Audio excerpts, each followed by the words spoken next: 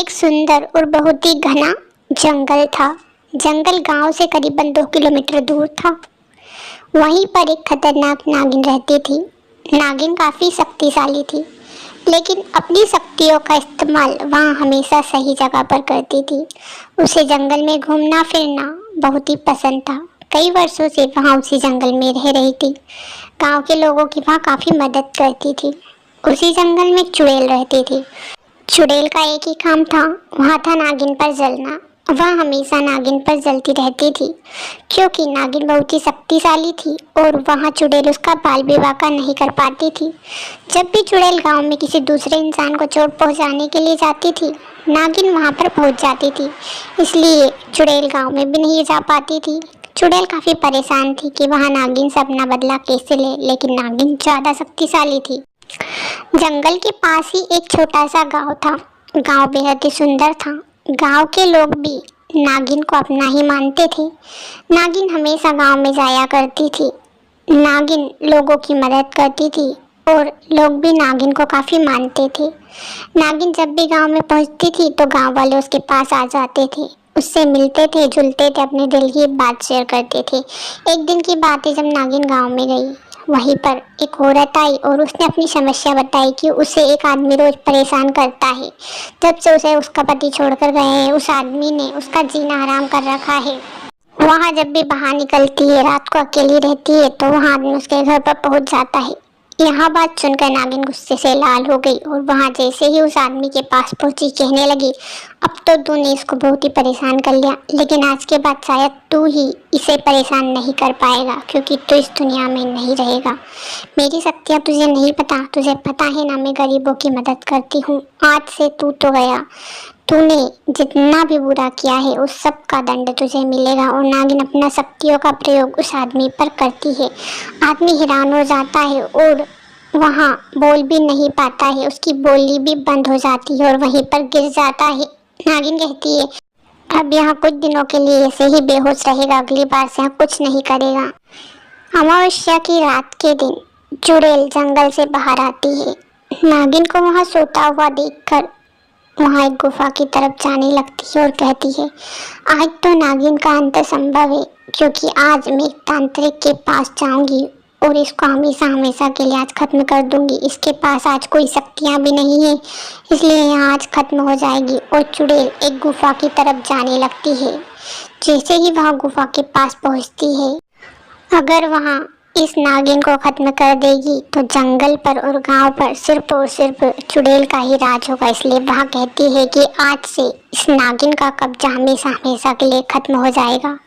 सारा राजपाट अब मेरा ही रहेगा, क्योंकि आज से यहाँ नागिन इस जंगल में रहेगी ही नहीं। यहाँ तांत्रिक उसे खत्म कर देगा। इसने कई नागिनों को खत्म किया है और यहाँ मेरी भी मदद करेगा। आज इसी के लिए हवन होगा और आज के बाद से नागिन इस जंगल में नहीं रहेगी, हमेशा हमेशा के लिए खत्म हो जाएगी।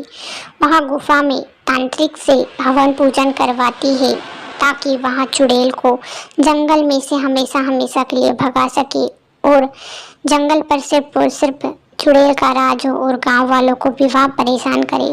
तांत्रिक भी नागिन को खत्म करने के लिए एक बड़ा सा हवन करता है। जब तक हवन होता है, चुड़ैल तांत्रिक के पास ही बैठी रहती है।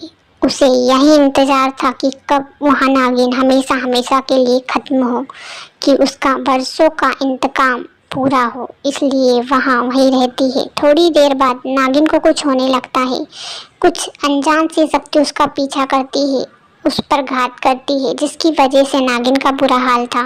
अमावस्या की रात थी, इसलिए नागिन कुछ कर भी नहीं पा रही थी। नागिन बेहाल हो चुकी थी और थोड़ी ही देर बाद वह जमीन पर गिर जाती है। चुड़ैल कहती है, नागिन आज के बाद से अब इस जंगल पर सिर्फ मेरा ही राज रहेगा। तो हमेशा हमेशा के लिए अब खत्म हो जाएगी। अब सिर्फ और सिर्फ मैं ही रहूँगी। दूसरे दिन जैसे ही सुबह होती है, चुड़ैल गांव की तरफ निकल पड़ती है, क्योंकि अब वहाँ गांव वालों को परेशान करने वाली थी। चुड़ैल को बड़ी ही खुशी हो रही थी कि अब वहाँ बिना किसी डर के गांव वालों को परेशान कर सकती है, इसलिए वहाँ गांव की तरफ निकल पड़ती है। चुड़ैल की खुशी नहीं समा रही थी। उसकी शक्तियों का प्रयोग आज वहाँ गांव वालों पर करने वाली है। गांव के अंदर पहुंचते ही गांव के लोग चुड़ैल से डरने लगते हैं और भागने लगते हैं कि खतरनाक चुड़ैल उनके गांव में आ चुकी है। वहां नागिन को याद करते हैं लेकिन नागिन नहीं आती है, इसलिए गांव के लोग काफी डर जाते हैं। चुड़ैल भी उनका पीछा करती है। चुड़ैल की चपेट में एक छोटा सा बच्चा आ जाता है, जिससे चुड़ैल कहती है, अब तुम्हारी नागिन यहाँ कभी नहीं आ सकती, बुलाओ अपनी नागिन को। वहाँ तो तुम्हारी बड़ी मदद करती थी, अब चिल्लाओ ना, अपनी नागिन को बुलाओ, वहाँ नहीं आ सकती, उसको मैंने खत्म कर दिया है। तुम्हें पता है नागिन से भी ज्यादा शक्तिशाली अब मैं हूँ। और वहाँ उस बच्चे को अपनी शक्ति का इस्तेमाल करके बेहोश कर देती है। बच्चा चिल्लाता है लेकिन आसपास कोई बचाने वाला नहीं था और वहाँ से गायब हो जाता है। चुड़ैल उस बच्चे को गायब कर देती है और अपनी गुफा में उसे कैद कर लेती है।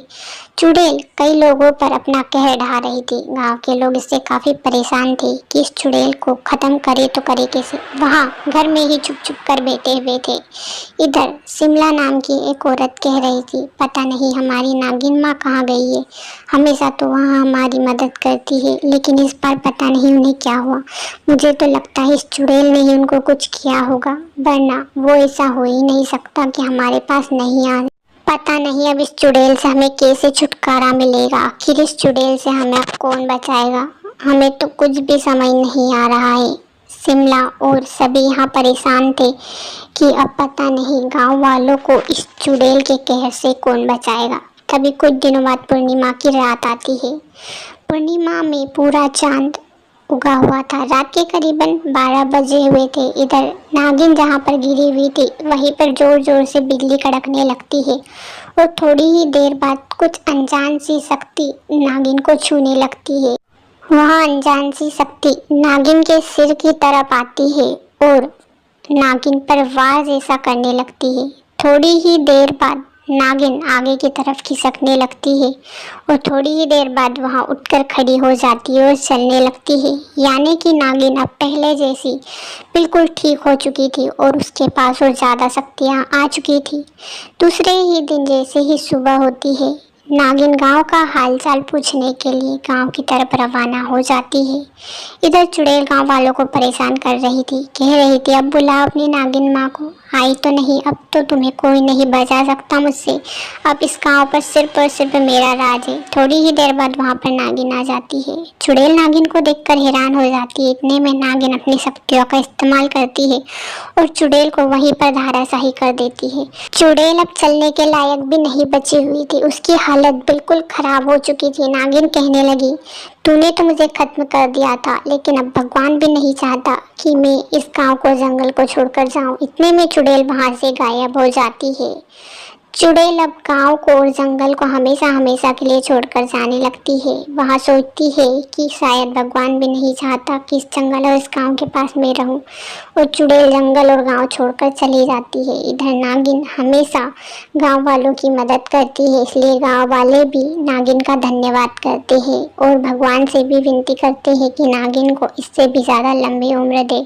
वहाँ नागिन से बेहद ही खुश थे और नागिन भी गाँव वालों से काफ़ी खुश थी और गाँव वालों से काफ़ी प्यार भी करती थी। नागिन अब गांव में हमेशा हमेशा के लिए रह जाती है। अगर कहानी पसंद आई हो तो सब्सक्राइब कीजिएगा। अगर नेक्स्ट वीडियो जल्द आने वाला है, इसलिए आपको सब्सक्राइब तो करना होगा, बेल आइकन को भी प्रेस करिए।